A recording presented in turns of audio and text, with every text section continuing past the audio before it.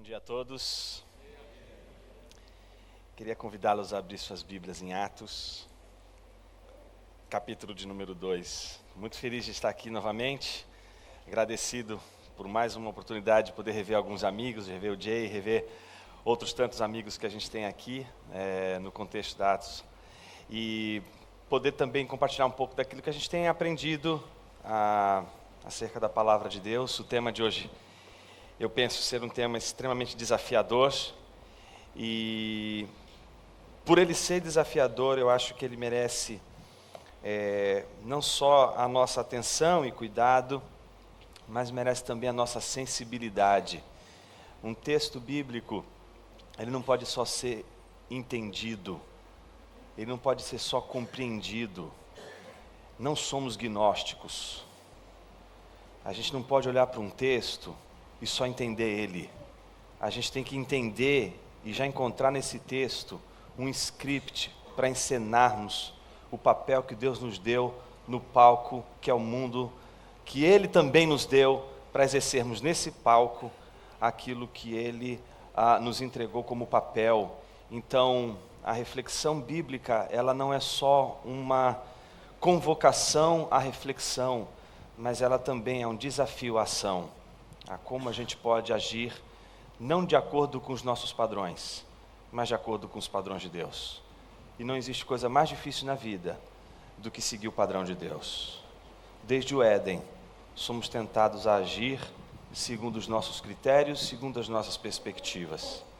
Mas talvez o mais importante desafio da vida seja exatamente reagir diante do nosso amor próprio, reagir diante da nossa egocentricidade a favor de uma vida que possa, dia após dia, se humilhar diante de Deus, na certeza de que é a humilhação que conduz o nosso coração aos padrões e critérios de Deus e nos livra das algemas dos nossos próprios padrões e critérios.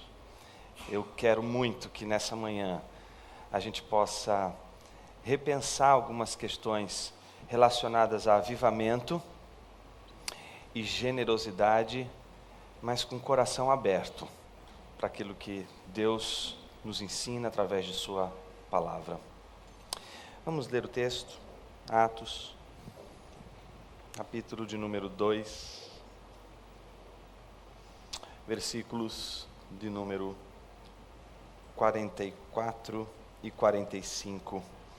Diz assim: os que criam mantinham-se unidos e tinham tudo em comum, vendendo suas propriedades e bens, distribuíam a cada um conforme a sua necessidade. Vamos orar, meus irmãos. Senhor Deus, muito obrigado por essa manhã. Obrigado porque estamos aqui reunidos em Teu nome. Porque em Teu nome nós ouvimos Tua palavra.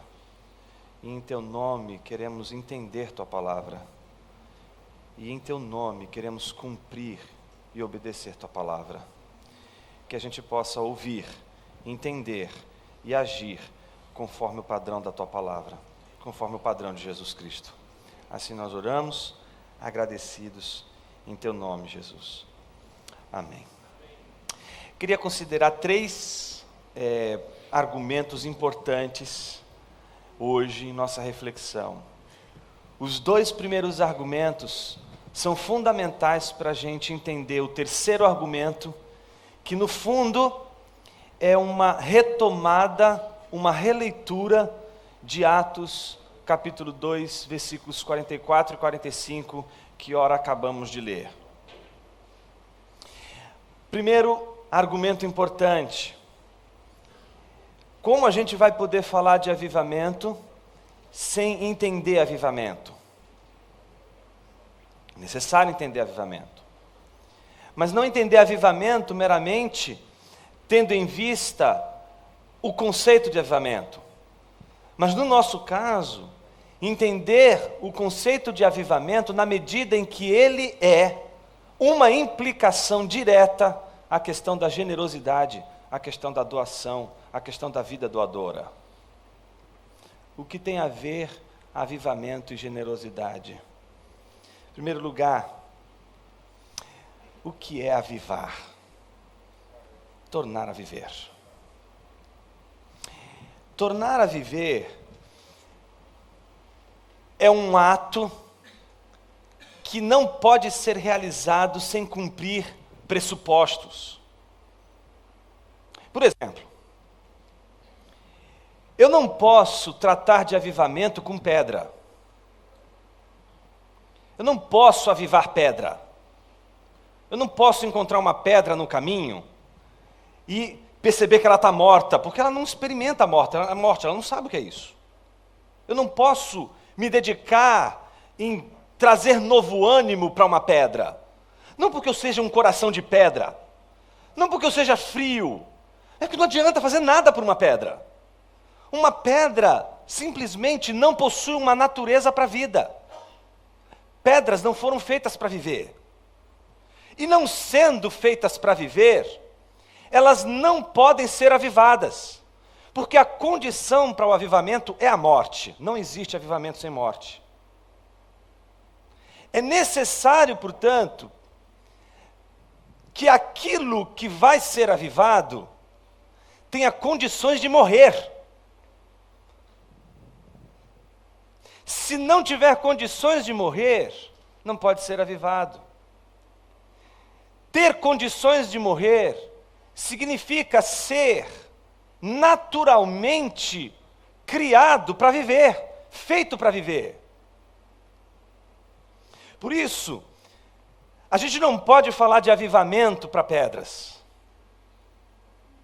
Avivamento não serve para pedra. Então, para que serve o avivamento?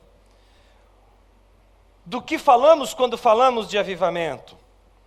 Em primeiro lugar, falamos de um contexto relacionado a coisas que possuem a natureza da vida. Coisas que recebem vida. Por exemplo, teu planejamento estratégico de crescimento da igreja não tem vida nenhuma. É um mero papel. Deus não unge isso.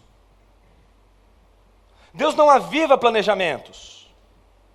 Deus não aviva projetos. Deus não aviva números, estatísticas. Deus aviva homens. Deus não unge projetos. Deus unge homens. Homens são ungidos por Deus e não nossos projetos. Projetos são como pedras. Eles recebem como qualquer folha em branco, não é? Democraticamente não, né? Mas livremente recebe nossas ideias. Teu planejamento é um papel em branco com uma mancha. Nada mais do que isso. Não tem vida, não respira. Não sangra. Não transpira. Não angustia, não sente dor. É você que se angustia quando vê o seu projeto não dando certo. É você que sangra quando passa por necessidade, por dor, por tristeza. Mas a pedra, o papel, não corre sangue ali. Não corre vida, não há vida nessas coisas. Portanto, aquilo que é para ser vivo, precisa ter a natureza da vida. Por exemplo, se você tem na sua mão uma folha que você encontrou no meio da rua, que caiu de uma árvore, e essa folha está seca, esta folha seca possui uma natureza diferente de uma pedra. Você olha para uma folha seca e para uma pedra e você diz assim, há muita semelhança entre uma coisa e a outra. A semelhança é que as duas não vivem. Não há vida nenhuma nem na outra. Não há vida na pedra, não há vida na folha seca. Mas existe uma coisa que se chama histórico. E no histórico de uma pedra nunca há vida, nunca flui sangue, nunca há ar, nunca há vida, nunca há vigor. Mas na história daquela plantinha, na história daquela folha, no histórico dela, um dia houve vida. Portanto, aquilo que um dia viveu e deixa de viver, possui a natureza do histórico. Esse é o segundo ponto importante. O que é a natureza do histórico? Pode estar morto agora, pode não ter vida agora, mas o histórico diz que um dia viveu. Você pode ter certeza que um dia viveu. Pode estar morto, pode não ter vida, pode estar seco, mas você sabe que um dia viveu. Avivamento não é para pedras. Avivamento é para folhas secas. Avivamento não é para aquilo que não tem a natureza da vida. Avivamento é para aquilo que tem a natureza da vida. E quem tem a natureza da vida pode perder a vida. Pedras não podem perder aquilo que elas nunca tiveram. A gente só pode perder aquilo que um dia a gente teve. Em outras palavras, a gente poderia dizer que avivamento é coisa de crente. A gente não pode orar por avivamento entre os ímpios, porque não há avivamento entre pedras. Não há avivamento entre aqueles que não podem clamar por avivamento, que não podem ser, por natureza, receptáculos de avivamento. A gente pode orar pela mudança de natureza, a gente pode mudar pela mudança de vida, a gente pode orar por uma transformação da vida, a transformação de uma pedra numa folha, a transformação de algo que não tem vida em algo que tem vida. Mas avivar aquilo que nunca viveu e nunca experimentou uma mudança de natureza não dá. Por isso que avivamento é para a igreja. Quando a gente fala de avivamento, a gente está dizendo sobre algo que nós cristãos, Igreja de Cristo Jesus, podemos viver. Mas não dá para falar avivamento sem morte. Ninguém falaria de avivamento se já não houvesse mais vida. Só há importância do avivamento porque a gente reconhece a morte. A gente só reconhece a importância do avivamento na igreja porque a gente olha para a igreja e ela mais se assemelha a uma folha seca do que a uma pedra. A gente olha para a folha seca e diz: um dia viveu. Onde está a vida que um dia pulsou aí? Não existe nada mais terrível do que a gente encontrar uma igreja semelhante a uma folha seca. Não pense você que uma igreja semelhante a uma folha seca, ela é uma igreja vazia, pequena, sem muita gente. Uma igreja seca pode estar repleta de pessoas. A morte de uma igreja, ela não diz respeito ao seu caráter biológico. Nós não estamos falando de biologia aqui. Quando a gente olha, por exemplo, Ezequiel capítulo 37, não é? E Deus vai lá e diz ao profeta que estes ossos secos são a casa do Senhor, é o povo de Deus. O povo está vivo. Biologicamente eles estão vivos. Eles estão vivendo, eles estão respirando. São numerosos. São muitos, não são poucos. Mas estão mortos. Igreja cheia não é sinônimo de vida e avivamento. Igreja lotada não é sinônimo de vida. Podemos ser um exército numeroso, como ossos secos. Vivos, biologicamente vivos. Mas do ponto de vista da missão de Deus, do ponto de vista da obediência, do ponto de vista da humilhação, do ponto de vista de viver para a glória de Deus, seguindo os padrões de Deus e não os nossos próprios padrões, estamos mortos. E a característica da morte é a surdez. Não se ouve mais a voz de Deus. A necessidade do avivamento é porque a igreja não escuta mais o Evangelho. A igreja já não suporta mais o Evangelho, não porque o Evangelho a ofende. Não é esse o problema, meus irmãos. É porque o Evangelho já não faz mais nada. É a completa indiferença e o cinismo que opera nossos púlpitos e igrejas.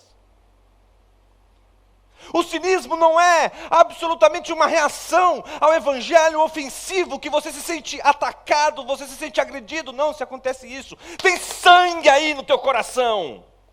Mas se você ouve o evangelho, não faz efeito nenhum. Se o evangelho já não mexe com você, você está morto. Sabe qual é o problema da folha seca? Ela não fica seca instantaneamente. A sequidão de uma folha que se desconecta da árvore, ela tem dois históricos. Ela tem um histórico de quando ela vivia, e ela tem um histórico de como ela secou. Leva-se tempo, tanto para chegar à morte, como para da morte apodrecer.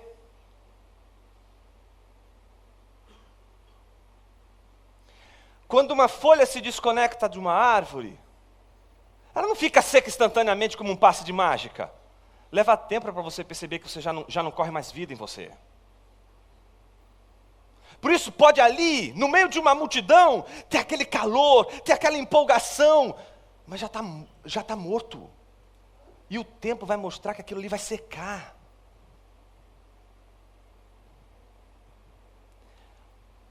É interessante como a folha que se desconecta da árvore, ela ainda fica verdinha.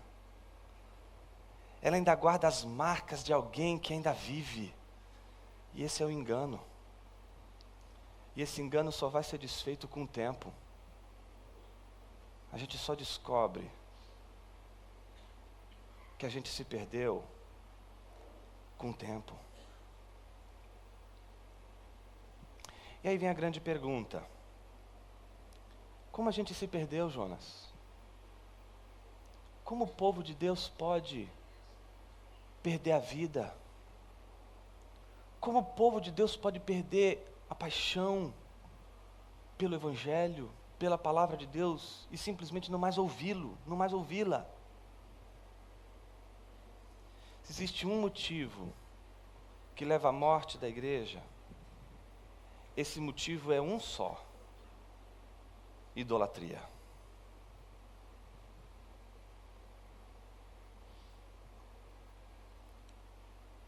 Deus não adverte o seu povo contra a idolatria à toa.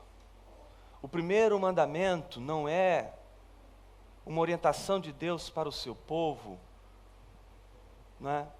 Que não faria sentido. Pelo contrário, faz sentido justamente porque é o pecado que o povo de Deus mais é afetado e é a causa quase que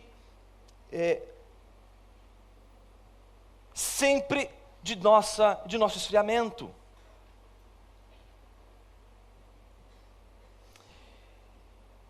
Que idolatria estamos nos referindo?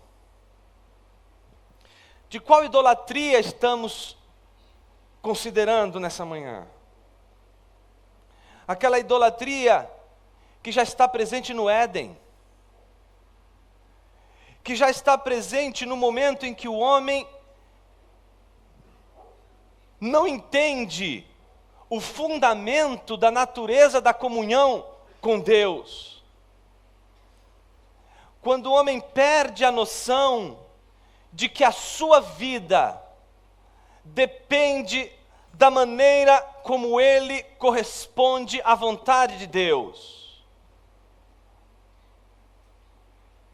A vida do homem com Deus não depende de como o homem se relaciona com Deus, mas depende de como Deus quer que o homem se relacione com Deus. Não é a maneira como você quer se relacionar com Deus. Não é um padrão conforme você estabeleceu que Deus deve, portanto, ser alvo da sua adoração e comunhão. Não.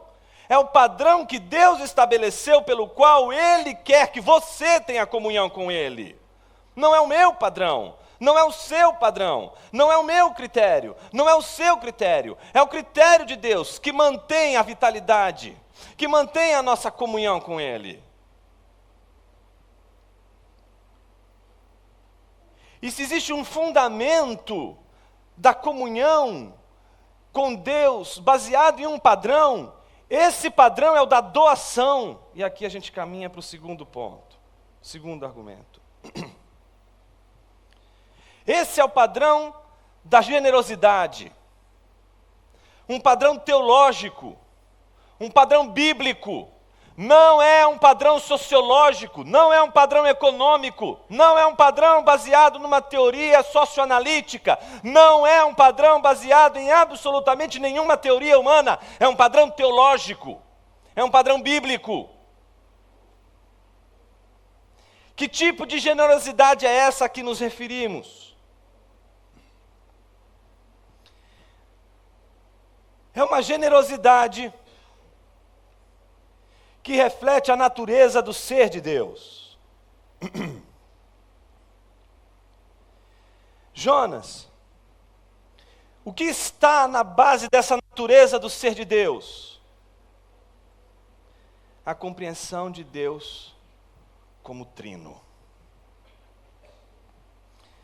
Jonas, eu entendi até agora que você falou dessa coisa toda de avivamento, que avivamento não é para pedra, avivamento é para naturezas que foram feitas para receber vida. Entendi isso, entendi que uma pessoa quando morre ou qualquer outra coisa, ela tem a condição de ser avivada, porque a condição para ser avivada é um dia ter vivido.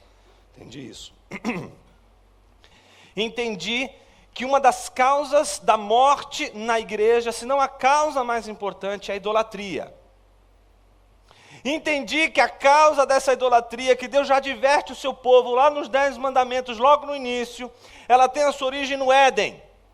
Ela tem a origem exatamente na capacidade que o homem tem de, em vez de seguir o padrão que Deus estabeleceu para ele se relacionar com Deus, ele segue o seu próprio padrão para se relacionar com Deus. Mas o que isso tudo tem a ver com generosidade? Isso só vai ter a ver com generosidade se o teu entendimento de generosidade for um entendimento bíblico, teológico, evangélico. Não a generosidade segundo o teu entendimento, não a generosidade segundo o nosso entendimento, mas a generosidade segundo o entendimento de Deus. A generosidade segundo o que Deus entende por generosidade. E se existe algo que explica a generosidade segundo Deus, é a própria natureza do ser de Deus. O fato de este Deus ser trino explica que a natureza da generosidade é intrínseca à própria natureza de Deus. E esse é o segundo ponto que a gente está tratando, que é o ponto da generosidade. Por que a Trindade, Jonas, deve ser o fundamento da nossa reflexão sobre a generosidade? Porque a Trindade, ela nos oferece um mundo criado por Deus, não porque Deus se sentiu carente, não é? Como o Michael Reeves diz, né? Imagine só, quem pensa que Deus tinha uma espécie de carência, como se ele tivesse, colocado uma placa dizendo assim: Deus solteiro à procura de uma criação não fumante. Ele não está à procura, portanto, de uma relação com a criação, porque ele sente falta desta relação com a criação. A Trindade se supre numa relação de amor em que não há em nenhuma das pessoas da Trindade a única causa para a idolatria, que é o amor próprio. Se existe algo que causa a idolatria, é o amor próprio. E o que é o amor próprio? O amor próprio é todo movimento que endereça as nossas ações para nós mesmos, para o nosso próprio benefício. O que a Trindade, a natureza da Trindade nos ensina? Que aquilo que o Pai faz para o Filho, aquilo que o Pai doa para o Filho, Ele doa para o Filho. Aquilo que o Filho doa para o Pai, Ele doa para o Pai. E Ele não doa para o Pai para que Ele seja beneficiado por aquilo que Ele dá ao Pai, ainda que Ele seja beneficiado pelo Pai. E a mesma coisa acontece com o Espírito, que doa ao Pai e ao Filho aquilo que Ele, por mais que seja beneficiado, não faz pensando e desejando o benefício da sua ação em doar ao Pai e ao Filho. Ou seja, todas as pessoas da Trindade se doam numa doação em que nenhuma delas tem como objetivo último beneficiar-se. única, exclusivamente, individualmente, personalisticamente. Então a gente precisa de uma definição de generosidade. A gente apresentou uma definição de avivamento como tornar algo a viver. Tornar a viver algo que um dia morreu. Generosidade é doar em favor do outro. Veja, a gente poderia simplesmente entender que generosidade é doar. E aí mesmo que eu doasse algo, mas que fosse para o meu próprio benefício, ainda assim, esse ato que poderia ser considerado por muitos como generosidade, teologicamente não seguiria o padrão da generosidade trinitária. Porque não é uma doação em favor do outro, tendo como último objetivo o favor pessoal, mas é tão somente a doação em favor do outro. Nada impede que aquele que se doa seja abençoado, seja agraciado, seja favorecido no seu ato de doar. Mas para aquele que doa segundo o padrão da Trindade, se ele for favorecido ou não, pouco importa, porque o seu prazer, a sua alegria está tão somente em doar. Se ele for traído, se ele for de alguma forma passado para trás, ou se ele for preterido, esquecido, for objeto de ingratidão, pouco importa, pouco importa. A reação não vai aumentar ou diminuir se houve gratidão, se houve fidelidade, se houve mais comunhão, se houve mais amizade, porque a natureza dessa doação é simplesmente a incapacidade da retenção.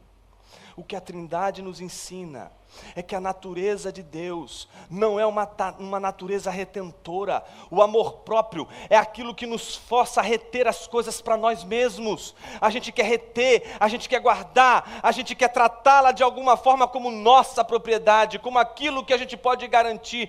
Queremos que as experiências, portanto, que vivemos na igreja, que são gloriosas, que elas sejam retidas, que elas sejam mantidas, e a gente faz tudo o possível para que aquela experiência não morra, para que aquela experiência nunca se acabe, e a gente não se percebe que o movimento que parte da Trindade não é esse movimento de retenção, de fazer a manutenção do mesmo, de fazer a manutenção daquilo que está estagnado, mas daquilo que transborda, daquilo que renova, daquilo que cresce, daquilo que aumenta, daquilo que não tem fim, daquilo que se renova dia após dia.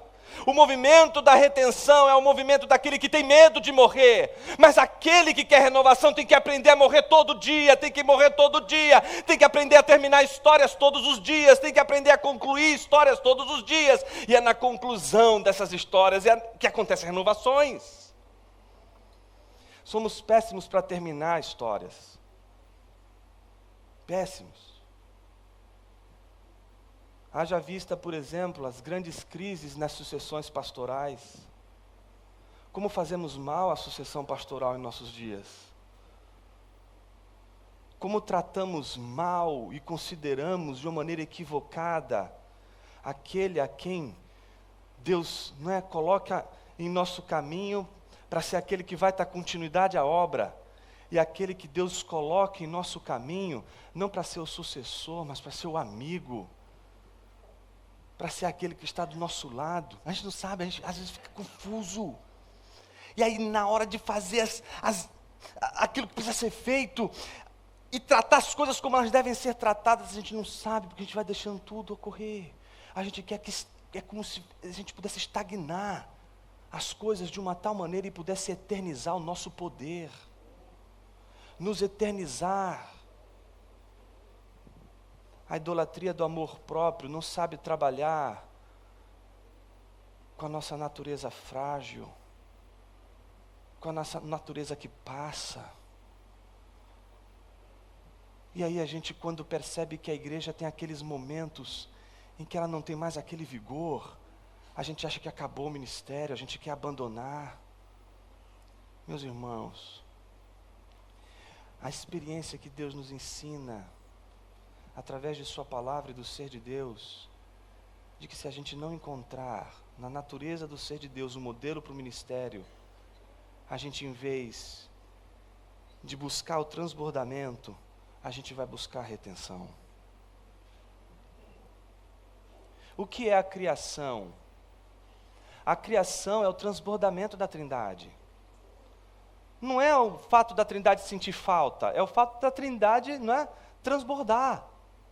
E o transbordamento de amor da Trindade é o que nós somos. Somos fruto do transbordamento da Trindade, do amor mútuo da Trindade, da doação das pessoas da Trindade de Deus. É isso que tem que caracterizar esse movimento, não é, generoso do corpo de Cristo, a imitação da natureza do ser de Deus na capacidade que a gente tem de transbordar na doação, transbordar no perder, transbordar no morrer. A gente ainda não encontrou o valor do crescimento no perder. E a gente associou que a gente só ganha no ganhar.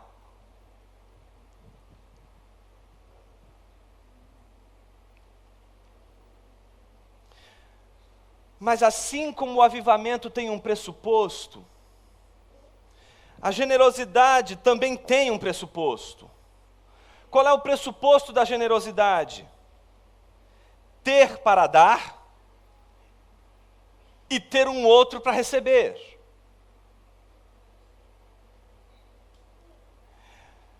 Há algo em nós para doar e há um outro para receber. Essa maneira de pensar a generosidade, que tira da generosidade até mesmo o favor que ela poderia reverter para nós mesmos, prova o como a análise teológica, bíblica da generosidade, entendida segundo o padrão de Deus, ela é um desafio para os nossos dias. Quer um exemplo? Quantos aqui já ouviram situações do tipo, irmãos, vamos orar para que Deus nos dê o fruto do Espírito. E as nossas orações, Senhor, me dá o fruto do Espírito. Já parou para imaginar o que Paulo está querendo dizer com isso? Qual é a metáfora que Paulo está usando quando ele fala do fruto do Espírito? Primeiro, uma metáfora que envolve todo o corpo de Cristo, que envolve a comunidade, não o indivíduo. E para que faça sentido, a metáfora toda que Paulo vai suscitar ali, é a metáfora das árvores. Não existe apenas o vestígio do ser de Deus no homem. Há o vestígio da natureza doadora de Deus na própria criação. Isso quem vai dizer Agostinho num tratado chamado De Trinitate, ou da Trindade. Lá ele vai dizer que diferente do homem, que é a imagem do Deus Trino, a criação de Deus também guarda em si vestígios desse Deus Criador, pistas da natureza desse Deus Criador. E um dos exemplos da pista desse Deus Criador, que é extrema doação, é uma árvore. Veja que Deus cria a árvore, e a árvore, ela produz um fruto, mas ela não produz um fruto para que ela coma desse fruto. Árvores não comem seus frutos. A árvore é algo que é criado por Deus, de uma tal maneira que aquilo que ela realiza não é para ela. Aquilo que ela produz é para um outro. Então quando a gente pede para que o Espírito nos dê o fruto, esse fruto não é para você. Porque é como se você fosse uma árvore e o Espírito age em você para que você produza um fruto. E esse fruto não é para você, é para o teu irmão. É ele que vai provar do amor, é ele que vai provar da longanimidade, é ele que vai provar da paciência, é ele que vai provar de todos os elementos constitutivos desse fruto. Mas esse fruto, quem vai provar é o seu irmão. É uma ação maravilhosa do Espírito na sua vida, mas não é para você, é para o seu irmão. Você entende o que significa generosidade do ponto de vista teológico? Do ponto de vista da Bíblia, a generosidade não tem a ver com algo que você faz para você mesmo. Ela é distinta do amor próprio. É sempre uma ação que Deus vai fazer na sua vida. E a glória dessa ação do Espírito é que ela não vai abençoar você, vai abençoar o outro.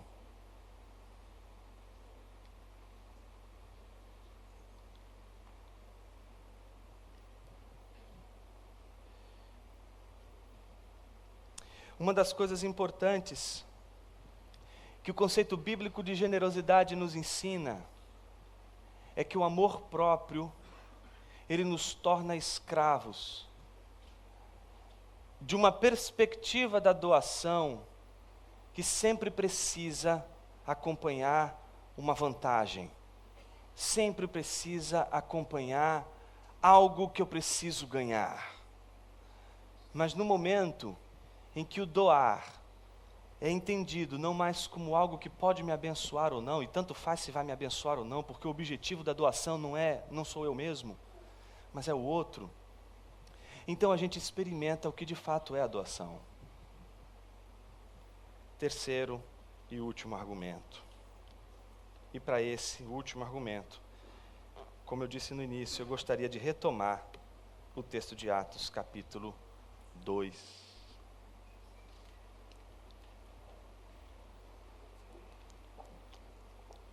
O texto diz: os que criam mantinham-se unidos e tinham tudo em comum, vendendo suas propriedades e bens, distribuíam a cada um conforme a sua necessidade. A gente já sabe que o pressuposto do avivamento é ser capaz de viver, é ter uma natureza para a vida. A gente já sabe que o pressuposto da generosidade é ter para doar e ter um outro para receber a doação. Mas há algo que precisa ser dito à luz de Atos capítulo 2, versículos 44 e 45. O pressuposto dessa generosidade que caracteriza a semelhança da nossa doação, à luz do que é a doação entre as pessoas da Trindade, é baseada no crer.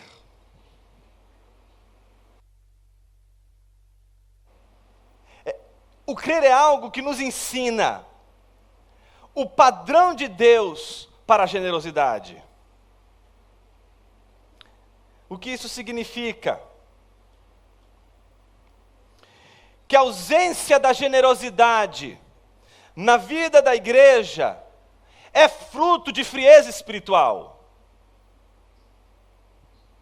A ausência de uma comunidade doadora, de uma comunidade que vê na doação uma finalidade última em tudo aquilo que ela realiza, tanto em relação a Deus, como em relação ao outro, é exatamente uma experiência que só pode ser vivida se homens puderem crer. E homens só podem crer se eles forem capazes de ouvir a palavra de Deus. Mas como eles vão poder crer se eles não podem ouvir? Se são pedras, eles não vão poder ouvir a palavra de Deus. Eles precisam ser transformados, eles precisam ter a sua natureza de alguma forma transformada, ao ponto de ela se tornar capaz para ouvir a voz de Deus. Mas a grande chave do avivamento e da renovação espiritual do povo de Deus está justamente na pregação dessa palavra, na pregação desse evangelho, que precisa ser ouvido. Ele precisa ser ouvido. E ele precisa ser ouvido por aqueles que são pedra, para que eles deixem de ser pedra, e ao crerem possam integrar essa comunidade doadora. No entanto, essa comunidade doadora, ela pode não se tornar novamente uma pedra, porque ela jamais vai se tornar uma pedra depois que ela é transformada pelo Evangelho. Uma vez redimida, uma vez regenerada, a sua maneira de ser no mundo já é outra, o seu ser já é outro, então não se volta a ser pedra, nunca mais se tornará pedra, mas poderá secar. E a beleza da graça de Deus é que aquele mesmo instrumento que foi usado para transformar a pedra em algo vivo, é o mesmo instrumento que vai transformar aquilo que um dia, que vai dar vida àquilo que um dia vivo se secou. É o mesmo evangelho que vai salvar o perdido. É esse mesmo evangelho que vai nos avivar. Não há avivamento sem ouvir o evangelho. O evangelho é aquilo que nos torna obedientes a Deus. O Evangelho é o que nos convoca a obedecer a Deus. O Evangelho é o que nos faz crer em Deus. E quem crê em Deus já não pode mais olhar para si mesmo como fundamento último da vida. Quem crê em Deus já não pode mais olhar para si mesmo como o critério último da felicidade. Por isso, meus irmãos, a gente está diante de um grande desafio hoje. Qual é o grande desafio? O falso evangelho gera falsa conversão. E falsos convertidos podem ser falsamente avivados. Falso evangelho, falsa conversão, falso avivamento. O verdadeiro avivamento pressupõe verdadeira conversão, pressupõe verdadeiro evangelho. Se não há verdadeiro evangelho, se não há verdadeira conversão, não há verdadeiro avivamento. O avivamento só acontece com verdadeiros convertidos. E verdadeiros convertidos só são verdadeiramente convertidos por meio de um evangelho verdadeiro. E aí vem as pessoas e dizem assim para você que está plantando uma igreja: ah, mas sua igreja está cheia de crente. Que tipo de crente está visitando sua igreja? Você põe a mão no fogo por crentes que não conhecem o evangelho? É preciso pegar o evangelho para aqueles que assimilaram o evangelho falsamente. É preciso ensinar sim o evangelho para quem assimilou o evangelho errado. É preciso pregar o evangelho para quem não ouviu o evangelho como o evangelho deveria ser pregado, porque continua morto, ou melhor, continua pedra. Precisa de salvação, precisa de vida. E a pergunta é: por quê? A comunidade de Deus que se forma ali em Atos não é a comunidade de pessoas que se reuniram para fazer o bem comum. Não nos reunimos para fazer o bem ao próximo. Nós nos reunimos porque cremos em Jesus Cristo. E só fazemos o bem ao próximo porque cremos em Jesus Cristo. Porque não acreditamos que alguém seja capaz de amar o próximo como Jesus amou, se não for por causa do Evangelho. Ah, Jonas, mas tem um monte de ONG fazendo bem. Tem um monte de gente fazendo bem para o próximo. Tem um monte de gente doando para o próximo. Veja, o que eu estou te chamando a atenção aqui é para o fato de que existe uma maneira de entender a generosidade de uma forma bíblica, evangélica. E essa forma nos faz perceber que até por detrás das nossas doações existem más intenções. Que a gente pode construir todo um arcabouço de doação, tendo como fim último nada mais, nada menos do que o nosso próprio umbigo. Podemos sim simplesmente embarcar num movimento de doação que tem como finalidade última não o outro e nem mesmo o ato de doar. Temos simplesmente como finalidade última a nossa imagem. Queremos garantir que a nossa imagem, a imagem da nossa igreja, é uma imagem de responsabilidade social. Você não tem que garantir que a tua igreja ela é uma igreja que tem uma imagem de responsabilidade social, porque você não tem que se preocupar com a reputação da sua igreja. Se você crê em Jesus Cristo, você não poderia jamais acreditar na reputação, porque aquele que está pendurado no madeiro não está preocupado com a sua reputação, mesmo ele sendo Deus. Como poderia você, sendo igreja de Cristo Jesus, se preocupar porque o mundo lá fora acha que você não está nem aí para ele, só porque você não faz o sopão lá no final do culto?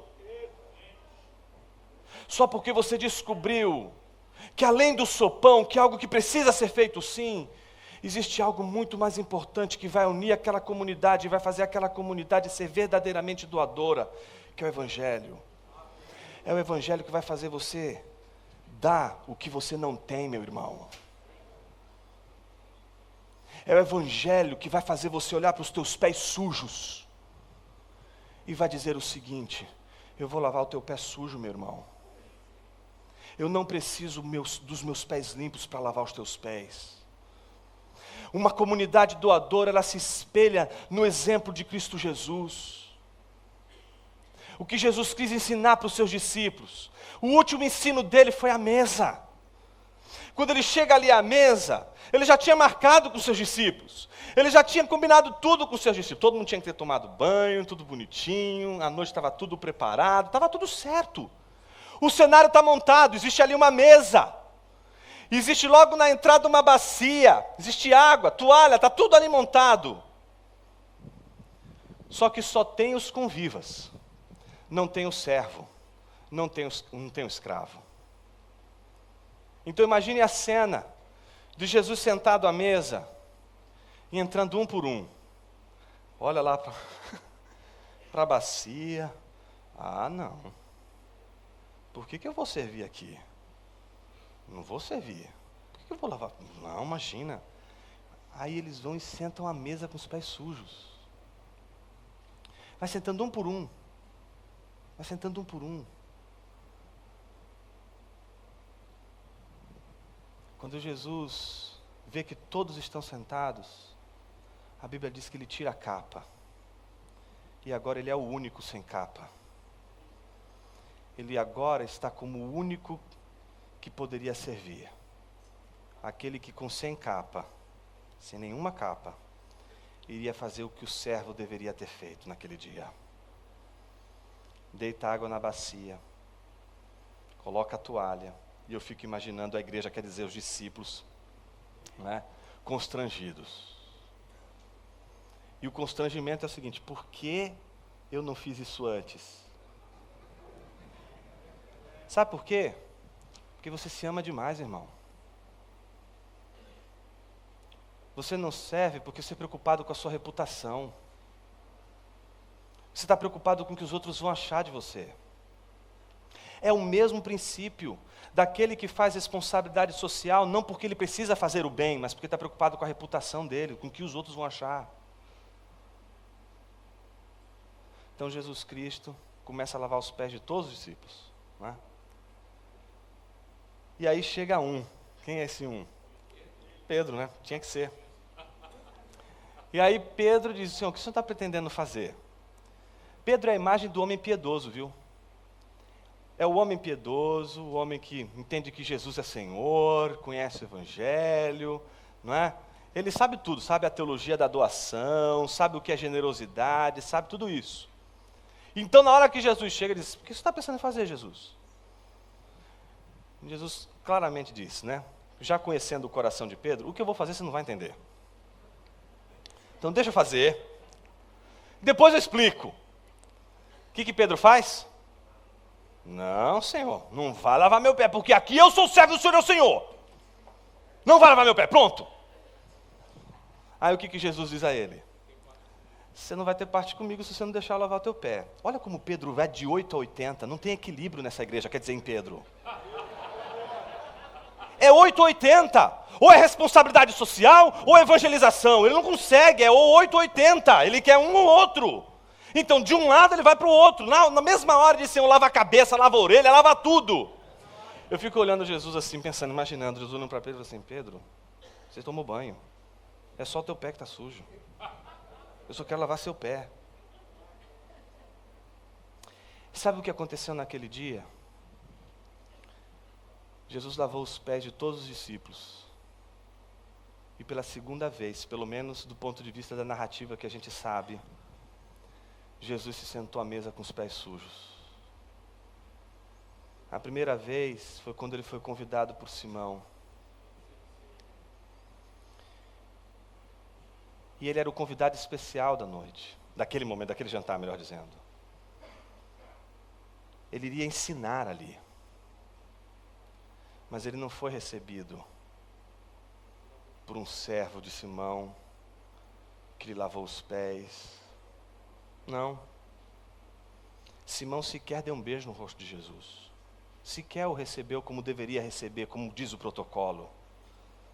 E então Jesus se senta à mesa com os pés sujos. Como era um jantar público, aquela mulher pôde entrar, e aquela mulher, ela não era uma mulher normal, era marginalizada pela sua situação moral. Tanto que Simão disse: se Jesus soubesse quem ele era, ele não deixaria ela tocar os seus pés. Mas aquela mulher, ela chega com um vaso de perfume para derrubar todo ali nos pés de Jesus. Sabe por quê? A gente só tem algumas possibilidades de pensar esse movimento. Porque talvez ali naquela hora ela estava dizendo para Jesus: Senhor, daqui para frente eu não quero mais viver do jeito que eu estava vivendo. Aquele vaso é o vaso de perfume que provavelmente, ela colhia o perfume diário num colarzinho que ela pendurava e que ela usava para perfumar o seu corpo para poder se prostituir. É bem provável que ela tivesse feito isso. Então, todo dia ela ia lá naquele vaso e colhia o perfumezinho. Naquele dia, muito provavelmente ela escutou o Evangelho. E quem escuta o Evangelho deixa de ser pedra. Quem escuta o Evangelho abandona a sua situação, abandona e vai seguir Jesus. Quem crê no Evangelho já não se preocupa se quando entrar naquela casa as pessoas vão ficar olhando feio, se as pessoas vão falar mal, se as pessoas vão ficar olhando torto. Ela entra. E ela só tem um objetivo. Ela quer derrubar aquele perfume em Jesus nos pés dele e dizer: Senhor, acabou. Não quero mais essa vida. Mas ela não consegue fazer isso. Porque sobra a gratidão. Então ela começa a chorar, chorar, chorar de uma tal maneira, tão copiosamente, que ela lava os pés de Jesus, faz o que o criado não fez. Lavou os pés de Jesus. Quando ela abre os olhos, ela vê os pés de Jesus todo, lavado com suas lágrimas. Ela fica tão sem graça e comete quebra pela segunda vez o protocolo. Muito provavelmente ela teve que soltar o cabelo. Nesse contexto do primeiro século, uma mulher soltar o cabelo não é uma coisa assim feita com uma aceitação pública. Aquilo escandalizou, porque uma mulher muito provavelmente só soltaria os seus cabelos naquele contexto para o seu marido ou para o seu amante. E o que ela faz? A Bíblia diz que ela enxuga os pés de Jesus com seus próprios cabelos. Ninguém consegue fazer isso, até onde a gente sabe, a menos que seja um homem ou uma mulher elástico, ela não vai conseguir fazer isso em pé. Ela só vai poder fazer isso de joelhos. E foi assim que ela fez, de joelhos, secou os pés de Jesus com seus próprios cabelos, beijou os pés de Jesus. E ali nós vimos um dos exemplos mais impressionantes do que é a gratidão quando você é alcançado pelo Evangelho, pela boa notícia de Cristo Jesus. Quando você é alcançado pelo Evangelho de Cristo Jesus, você descobre algo que é muito mais nocivo do que qualquer coisa nesse mundo. Você descobre uma coisa que se chama pecado. E o mundo hoje não suporta mais ouvir falar de pecado. Vivemos numa sociedade pós-pecado, é pós-verdade, é pós... Então agora é pós-pecado. É a sociedade que ninguém mais fala de pecado, não quer falar de pecado, não quer tocar nas questões relacionadas ao pecado. E é melhor, em vez de falar de pecado, falar dos efeitos do pecado, da pobreza, da miséria, do adultério. Mas o pecado é muito mais do que qualquer prática que a gente venha fazer. O pecado é a morte no nosso coração. O pecado é a ausência de vida. Por isso não existe outra coisa que pode afastar a igreja de Jesus de seu próprio caminho do que o seu amor próprio. E o que é o seu amor próprio? É aquilo que ela faz ela pensar, faz ela acreditar que é aquilo pelo qual ela deve realizar e que vai agradar a Deus. Quando os nossos planos de ação e evangelização na igreja, eles não são a evangelização segundo Deus, mas a evangelização segundo as nossas estratégias. Então a gente acha que as melhores estratégias de evangelização, de pregação do Evangelho, são aquelas em que a gente de alguma forma vai fazer aquilo que agrada a Deus, mas com a nossa genialidade. Somos geniais, não? Somos extremamente criativos. Então a gente acha que a gente pode criar maneiras incríveis de atrair pessoas para Jesus de uma forma mais profunda do que o Evangelho. Tem que ser muito criativo, irmão. Tem que ser muito criativo. E para ser criativo, você tem que ter uma enormidade de programas para suportar pessoas dentro de uma igreja, como se estivesse numa UTI, porque uma igreja morta, é uma igreja que você precisa, para se mantê-la viva, você precisa de aparelho, você precisa de programa, você precisa de evento, você precisa de situações para manter aquela igreja viva. Não é só o Evangelho que mantém ela ali. A gente está comemorando esse ano os 500 anos da Reforma. Uma das coisas que a gente aprendeu com Lutero, quando perguntaram para ele, como você fez tudo isso? Ele disse, eu não fiz nada, gente. Quem fez isso é o Evangelho. Será que você e eu podemos dizer isso hoje da nossa igreja? Gente que pode dizer, olha, essa comunidade é doadora, não porque elas estão fazendo contas, não porque elas estão tendo misericórdia um do outro. Não, elas sabem que se não for pela graça de Deus, se não for a contrição do Espírito Santo, elas não vão ser doadoras. Elas são egoístas, elas têm amor próprio, elas precisam do Evangelho, para que o Evangelho exorte elas para a doação. Mas é esse Evangelho que vai despertar esses que fazem parte da igreja, do corpo de Cristo, para a compreensão de que uma igreja se sustenta e cresce por causa do Evangelho. Que alegria você vai poder desfrutar ao dizer que a igreja cresceu por causa da sua genialidade, por causa das suas estratégias. Deus deu uma mensagem muito dura a Jonas. Foi muito dura a mensagem que ele deu, que ele teve que entregar. E era uma mensagem que não era dessa assim, olha, gente, se arrependam porque hoje vai ser uma noite de milagres. Hoje todo mundo aqui vai ser curado. Hoje aqui vai ter distribuição aleatória de bênçãos. Não vai precisar nem fazer sorteio. Todo mundo vai receber. Não vai ter bênção aqui. Não foi essa a mensagem que Deus deu para Jonas. A mensagem que Deus deu para Jonas foi uma mensagem nada popular. Por que a gente quer que o Evangelho seja popular? Por que a gente precisa agregar alguma coisa para tornar o Evangelho popular? E com isso você já deve estar entendendo para onde eu estou caminhando para concluir a nossa reflexão de hoje.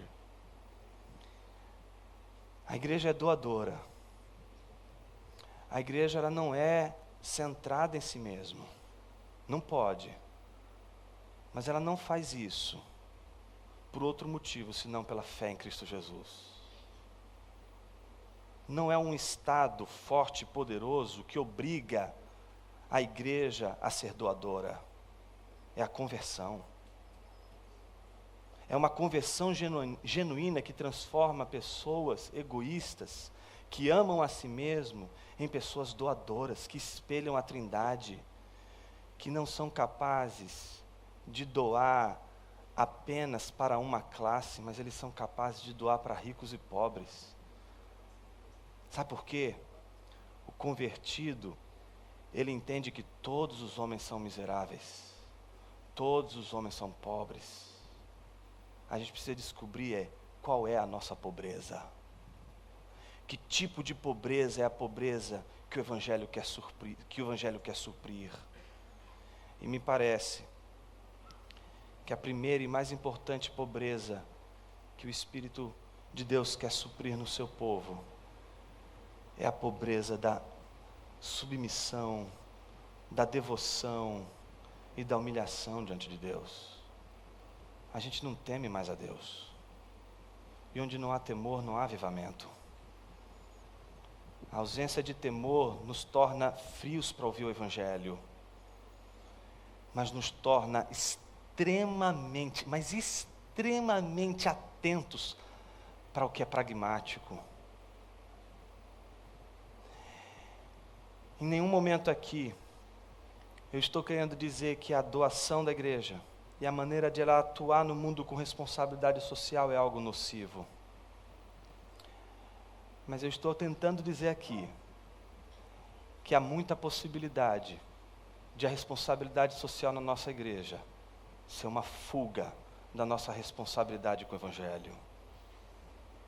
Uma coisa é a gente fazer para o próximo, o bem como gratidão ao bem maior que Deus nos deu, sem querer, com o bem que fazemos com o outro, nos beneficiar em absolutamente nada com isso. Mas esse bem que fazemos, essa doação que fazemos, é como a gente acabou de ler, é fruto de pessoas que são reunidas porque creem em Jesus. Elas não são maneiras de a gente lidar com a nossa incredulidade por conta da palavra de Deus. Então, porque não acreditamos mais na pregação do Evangelho, acreditamos que a nossa igreja só vai ser interessante para o mundo que a gente está vivendo se ela fizer o que o mundo está pedindo que ela faça. Venha nos ajudar. Venha aqui ajudar os nossos pobres, mas não pregue o evangelho, porque aqui é um contexto público. A gente só quer a ajuda de vocês, mas a gente não quer o Jesus de vocês. Meus irmãos, o que é mais fácil? Pregar um evangelho para um irmão da tua igreja que caiu em adultério, e que só caiu em adultério porque ele está em idolatria e amor próprio, ou você administrar, não é, as contas da igreja? O que é mais fácil? Decidir, gente, qual é a cor do carpete da igreja que a gente vai pôr hoje? Eu acho que essa cor aqui está meio, não é, esquisita. Vamos pôr um verde aí para dar mais vida nessa igreja. Vamos trocar o carpete da igreja. Isso é muito mais fácil. É muito mais fácil administrar os negócios da igreja. É muito mais difícil se lidar com gente. É muito mais difícil se lidar com pessoa. E às vezes a gente pode querer ajudar o outro lá fora, porque a gente não tem mais coragem de ajudar o que está dentro. A gente é como aqueles pais que conseguem cuidar de todo mundo na escola, porque eles são educadores, e eles conseguem educar os filhos de outros pais nas suas escolas, mas eles não conseguem agir da mesma forma com os filhos de dentro da sua própria casa. Meus irmãos, nós temos pobres entre nós. Nós temos pessoas carentes em nossa casa, em nossa própria igreja. Por que a gente não cuida deles? Por que a gente não cuida dos pobres reais, que a gente sabe o nome? Se é que a gente sabe o nome. Se é que eles são membros da igreja. Se é que a gente permite que eles possam ser membros da igreja. Mas estes têm nome, estes têm endereço. Por que a gente não é capaz de cuidar desses que a gente conhece o nome e endereço? Mas a gente quer fazer um folder, né? Um folder maravilhoso e lindo, né? Aquele vídeo que custou uma grana enorme, com aquele dinheiro que você gastou ali, você faria um monte de outras coisas, mas aquele vídeo é simplesmente para publicar uma ideologia de uma falsa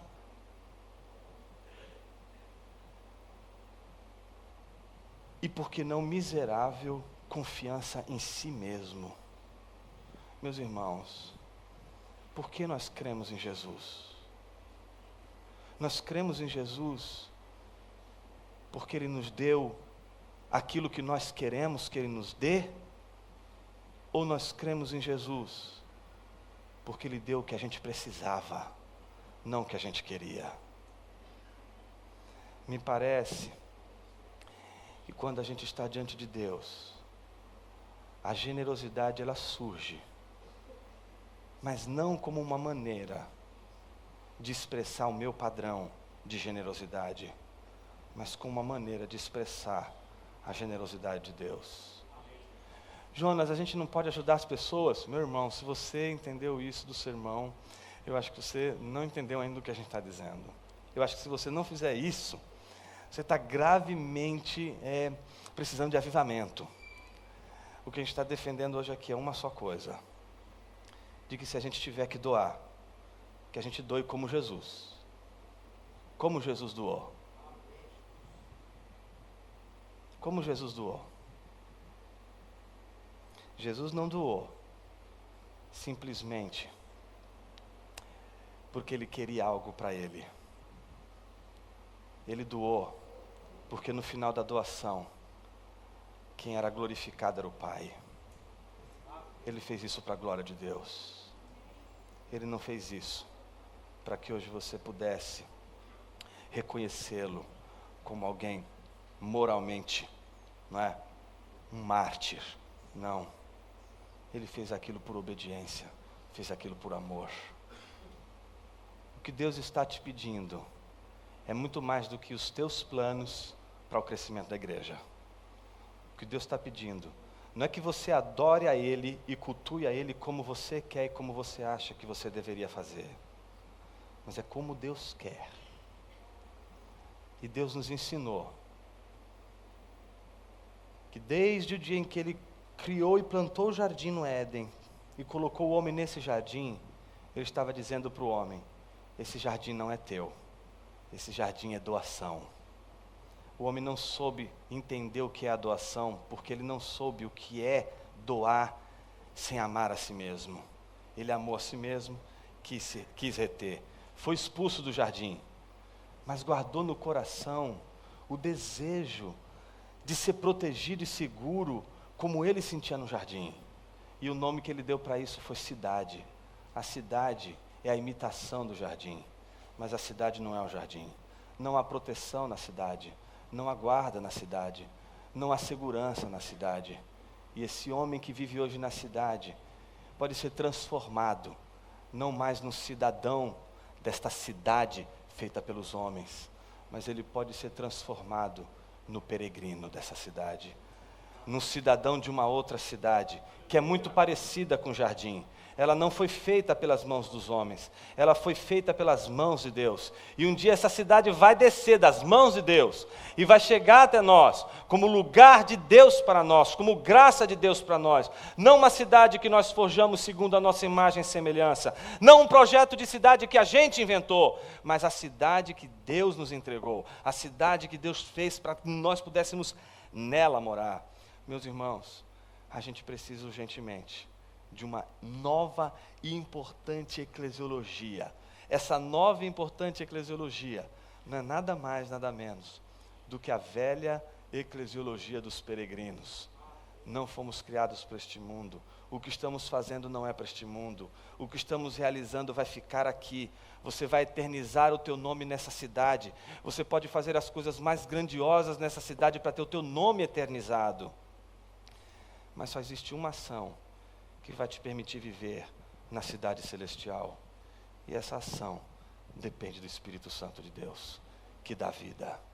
Ele dá vida àquele que era pedra, mas ele dá vida àquele que perdeu a confiança no Evangelho e que não acredita mais que o Evangelho é suficiente. Meu desafio para você é que você volte novamente ao Evangelho. Volte novamente a acreditar que se o Evangelho for pregado, pessoas vão ser transformadas, não só redimidas pelo sangue do Cordeiro, não só salvas para a cidade celestial, mas transformadas segundo a imagem da Trindade, ao ponto de perderem para ganhar, de doar sem querer ganhar, de dar sem querer receber. Vamos orar. Senhor Jesus, queremos confessar nosso pecado, Senhor. Porque muitas vezes a gente faz coisas boas. Porque muitas vezes a gente se preocupa com questões justas, como a pobreza, a miséria. A gente se preocupa com os necessitados em nossas igrejas. Mas às vezes nós nos preocupamos com eles porque na verdade já não acreditamos mais na Tua palavra. E aí a gente quer que eles nos redimam.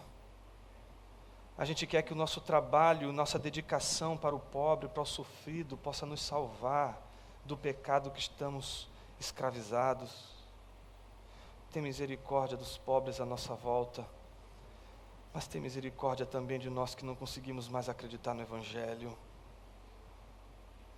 Tem misericórdia desse pastor que tem desenvolvido todas as tentativas de fugir da pregação do Evangelho, porque não acredita mais na pregação do Evangelho, mas acredita em modelos de crescimento de igreja, acredita em modelos de gestão, de crescimento de igreja, mas não acredita que se ele gastar tempo meditando na Tua palavra e orando, as pessoas vão ser atraídas pelo Evangelho, e vão ser atraídos ricos e pobres, vão ser atraídos, Senhor, gente de todo tipo, gente que vai ser carente por conta de pobreza, das mais diversas pobrezas, Senhor. Nos ajude a acreditar no Evangelho, Pai, a não sermos incrédulos com relação ao Evangelho.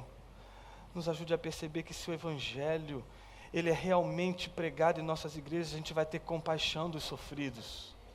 A gente não vai precisar fazer campanha para despertar as pessoas da nossa igreja, para que elas possam ser doadoras, porque se a gente pregar o Evangelho, um dos sinais desse Evangelho é a vida que nos torna generosos, a vida que nos torna doadores, a vida que nos torna sensíveis ao sofrimento daquele que está ao nosso lado, perto de nós.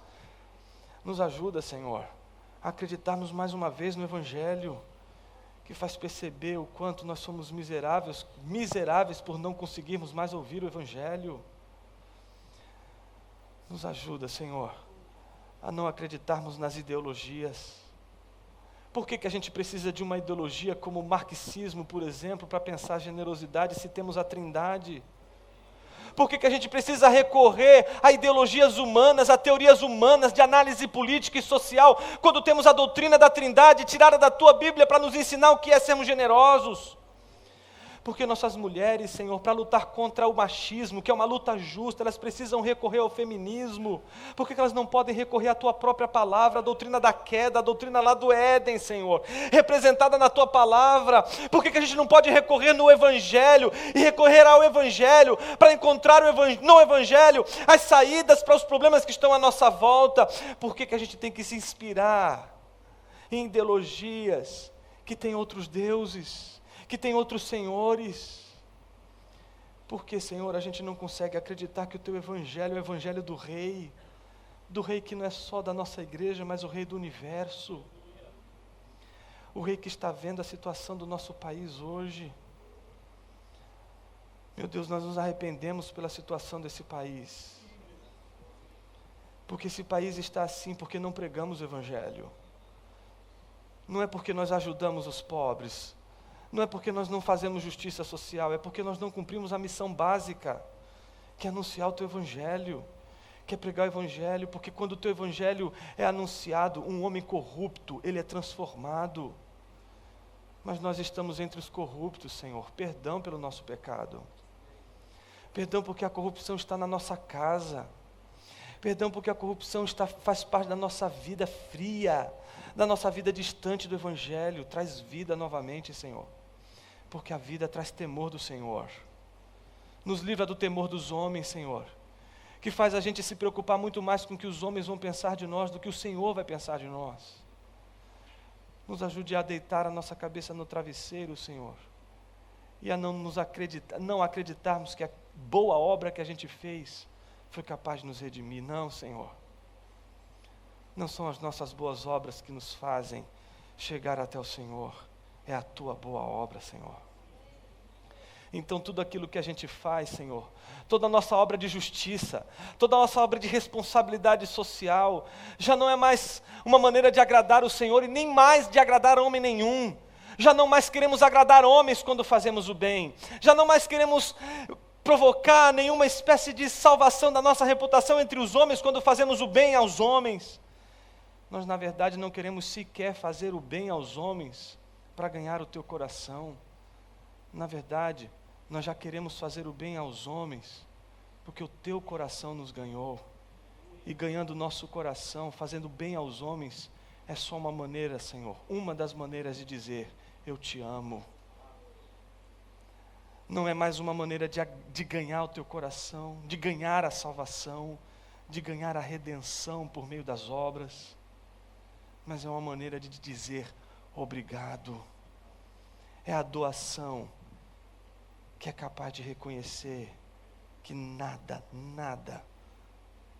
pode ocupar o lugar de um Deus que redime o homem de si mesmo, do seu amor próprio. Obrigado, Senhor, porque Tu nos livrastes do amor próprio. E quando o amor próprio volta a dominar o nosso coração, nós temos a Tua palavra para nos chacoalhar e nos dar vida novamente.